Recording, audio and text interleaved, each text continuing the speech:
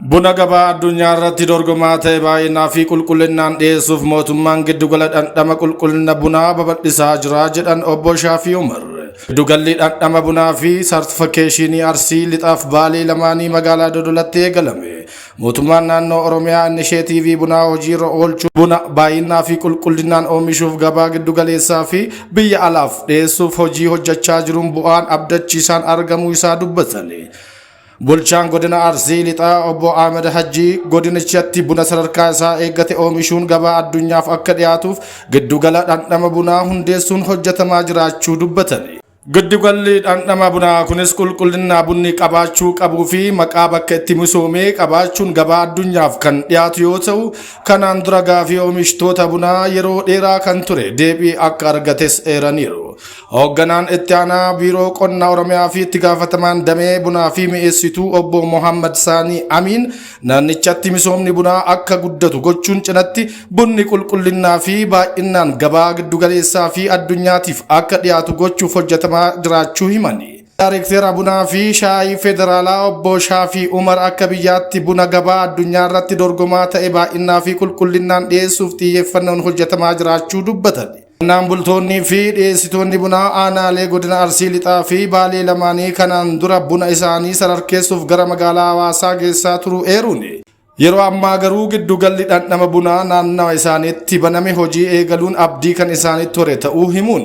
Giddugalli kun hojii eegaluun dhiyeenyatti tajaajila si'ataa argachuun qisaasama maallaqaa fi yeroo irraa waan isaan baraareef gammachuu qabaachuu isaanii himaniiru.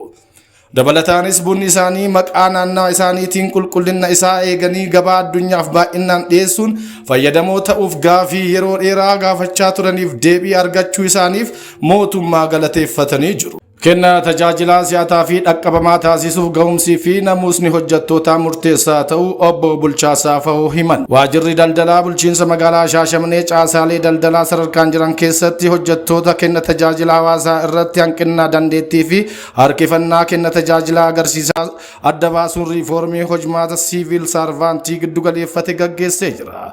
Riifoormiin kun gahumsa namuusaa kenna tajaajilaa fi barbaachisummaa hojiitiin iddoo jiru irraa gadi buusuu fi iddoolee hojii murteessaa irratti immoo gara gubbaattis ol butuun kan kaan yoo ta'u, bu'urri riifoormichaa qajeelfama siivil saarvaantii ta'uun ibsameera.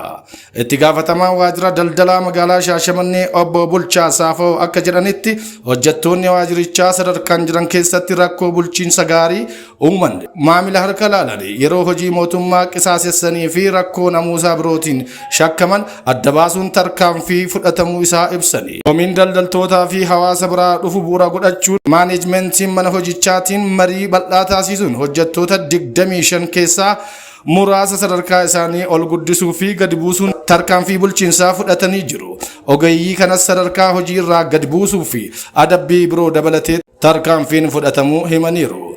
Itti gaafatamaan waajjira paasaa maqaanaa bulchiinsa magaalaa Shaashamannee obbo Shibbiruu Sultaan ergaa dabarsaniin hojjettoota waajjirichaa madaaluun kanneen namuusa gaarii gonfachuun hawaasa tajaajilaa jiranii fi kanneen danqaatan adda baasuun ol guddisuu fi tarkaanfii fudhachuun hojii muuxannoo ta'ee itti fufuu qabu ta'uu himani. Hojjettoonni sadarkaa isaanii ol guddatee fi kanneen tarkaanfiin sadarkaa gadi buusuu irratti fudhatame yeroo itti aanutti hawaasa isaanii quuqamaa fi aantummaan tajaajiluun gahee isaanii akka baatanis dhaamaniiru. Kennaa tajaajilaa maamilaaf kennamu dhaqqabamaa fi haqa qabeessa taasisuuf hojjetaa jiraachuu Baankiin Daldala Itoophiyaa Diistiriiktiin Shaashamannee ibse.